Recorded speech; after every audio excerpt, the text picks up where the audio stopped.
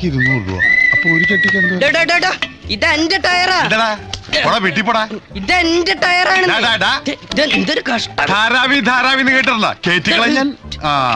ഇനി ഞാൻ എൻ്റെ കൺമുമ്പിൽ കണ്ട ചില കാര്യങ്ങളുണ്ട്, അതുകൂടി പറയാതിരിക്കാൻ പറ്റില്ല. എന്താ കാരണം എന്ന് വെച്ചാൽ, ഒരിക്കലും ഒരു ജനാധിപത്യ രാഷ്ട്രത്ത് സംഭവിക്കാൻ പാടില്ലാത്ത താണ്ഡവമാണ് അധികാര കേന്ദ്രങ്ങൾ നടത്തി. എല്ലാവരോടും എനിക്കൊന്നേ പറയാനുള്ളൂ, ഇതൊരു മഹാസംഭവമാണ്.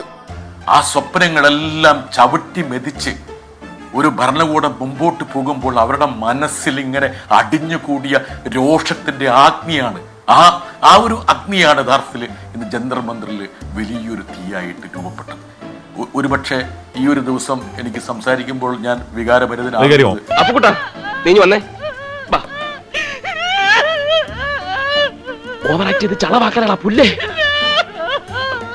അല്ല, ഞാൻ കഴിഞ്ഞ 12 മിനിറ്റായിട്ട് ശ്രീ ജോൺ ബ്രിട്ടാസിൻ്റെ വാദങ്ങൾ ഇങ്ങനെ കേട്ടുകൊണ്ടിരിക്കുകയാണ്. അത് കേട്ടപ്പോൾ എനിക്ക് പണ്ട് മുത്തശ്ശി കഥകളിൽ പറഞ്ഞൊരു കാര്യം ഓർമ്മ വന്നത്. ഒരു ഉറുമ്പ് പറയുന്നതാണേ, ഞാനും ആനയും കൂടി സിംഹത്തിൻ്റെ താടിക്ക് പിടിച്ച് വലിച്ചു, അല്ലെങ്കിൽ സിംഹത്തെ അടിച്ചു എന്ന് പറയുന്ന പോലെ തോന്നിയത്. ഈ ഉറുമ്പിൻ്റെ ഒരു വീരവാദം ഉണ്ടല്ലോ, അതാണ് മനസ്സിലാക്കുന്നത്. ശ്രീ ജോൺ ബ്രിട്ടാസ്, അങ്ങയെപ്പോലുള്ളവർ നേതൃത്വം കൊടുക്കാൻ തുടങ്ങിയപ്പോൾ ഇടതുപക്ഷ വിദ്യാർത്ഥി പ്രസ്ഥാനങ്ങളുടെ തകർച്ചയുടെ ലക്ഷണങ്ങളാണ് ഇതുപോലുള്ള കൂട്ടായ്മകൾ അല്ലെങ്കിൽ CJP പോലുള്ള സംഘടനകൾ രൂപീകരിക്കുന്നതിന് കാരണമായത്. ഈ രാജ്യത്തിൻ്റെ ക്രിയാത്മകമായ പ്രതിപക്ഷം ഇല്ലാതെ വന്ന സാഹചര്യത്തിലാണ് ഇത്തരത്തിലുള്ള കൂട്ടായ്മകളെ സംബന്ധിച്ച് പ്രതിപക്ഷ ശബ്ദം ഉയർത്തുന്നവർക്ക് തോന്നലുണ്ടായതെന്ന് മനസ്സിലാക്കാൻ അങ്ങ് തയ്യാറാകും. ഇവിടെ ശ്രീ ധർമ്മേന്ദ്ര പ്രധാൻ രാജിവെച്ചത് മാസപ്പടി വാങ്ങിച്ചതിനല്ല. ഇവിടെ ധർമ്മേന്ദ്ര പ്രധാൻ രാജിവെച്ചത് കരുവന്നൂർ മോൾ ബാങ്ക് കൊള്ള നടത്തിയ പേരിലല്ല. ധർമ്മേന്ദ്ര പ്രധാൻ രാജിവെച്ചത് ബന്ധു നിയമനത്തിന്റെ പേരിലല്ല, അല്ലെങ്കിൽ ഭ്രൂണഹത്യയുടെ പേരിലല്ല, രാഷ്ട്രീയ ധാർമ്മികതയുടെ പേരിലാണ്. ഇന്ത്യൻ യുവത്വം നിയമക്കുരുക്കിൽ പെടേണ്ടവരല്ല. ഇന്ത്യൻ യുവത്വമാണ് ഈ നാടിന്റെ സമ്പത്ത്. 2047 നരേന്ദ്രമോദി സർക്കാർ ഇന്ന് ലക്ഷ്യം വെക്കുന്ന വികസിത ഭാരത് എന്ന് പറയുന്ന ഒരു മഹത്തായ ലക്ഷ്യവുമായി മുന്നോട്ട് പോകുമ്പോൾ ഇന്ത്യയിലെ യുവത്വമാണ് അത് നേടിത്തരേണ്ടത് ഇന്ത്യൻ യുവത്വമാണ് എന്നുള്ള ബോധ്യവുമാണ് രാജിയിലേക്ക് നയിച്ചത്. കേന്ദ്ര സർക്കാർ ഔദാര്യം ഒന്നുമല്ല.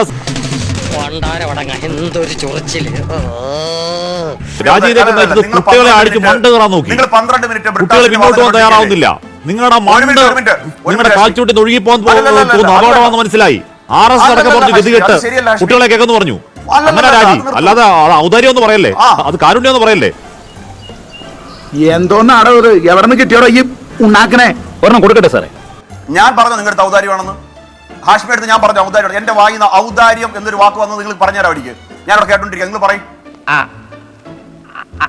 അതല്ല ഉദ്ദേശം, മാറി. ഞാൻ പറഞ്ഞു തുടങ്ങി ഔദാര്യമാണെന്ന്. ഔദാര്യം എന്ന വാക്കില്ലെങ്കിലും ഈ കുട്ടികൾ, അയ്യോ ഈ കുട്ടികൾ കേസിൽപ്പെട്ടു പോകുന്നല്ലോ, അയ്യോ ഈ കുട്ടികൾ സങ്കടപ്പെടുന്നല്ലോ, അയ്യോ ഈ കുട്ടികൾ തെരുവിൽ വെയിൽ കൊള്ളുന്നല്ലോ, അയ്യോ ഈ കുട്ടികൾ തെരുവിൽ മഴ കൊള്ളുന്നല്ലോ, അതുകൊണ്ട് അവരെ കഷ്ടപ്പെടുത്താൻ രാജിവെച്ചു എന്ന് പറഞ്ഞാൽ ഔദാര്യം എന്നാണ് വാക്കിന്റെ അർത്ഥം. ഹാഷ്മി താജ് ഇബ്രാഹിം, ഞങ്ങളെന്തോ അന്യഗ്രഹ ജീവികളാണോ BJP-ക്കാരെല്ലാവരും?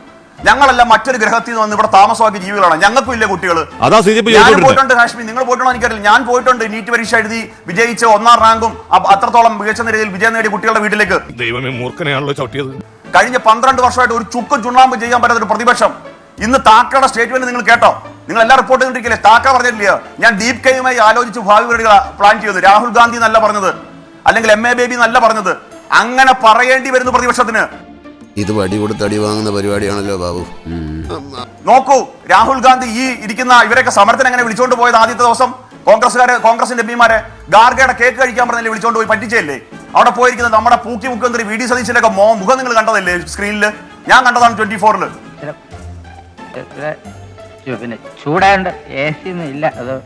ജനാധിപത്യ മാർഗത്തിൽ തെരഞ്ഞെടുക്കപ്പെട്ട ഒരു ഗവൺമെന്റ് ജനാധിപത്യത്തിന്റെ സൗന്ദര്യം നിലനിർത്തി പോകാൻ ആഗ്രഹിക്കുന്ന ഒരു ഗവൺമെന്റ് ആണെന്ന് മനസ്സിലായല്ലോ. ഇവിടെ ചർച്ചയ്ക്ക് വരുന്ന താല്പര്യമില്ലാതെ പോകുന്ന ഒരു മുഖ്യമന്ത്രി കഴിഞ്ഞ 10 കൊല്ലം ഈ രാജ്യം സംസ്ഥാനം ഭരിച്ചിരുന്നവരാണ്. എത്ര ചോദ്യപേപ്പർ ചോർച്ചയുണ്ട് ഹാഷ്മി? നമുക്ക് ഡൽഹി കഴിഞ്ഞല്ലോ, നമുക്ക് ഇനി കേരളത്തിലേക്ക് വരാം. 29 കോടി മാസപ്പടിയില് കേരളത്തിലേക്ക് വരാം. നിനക്ക് ഭ്രാന്താളാ പന്നി.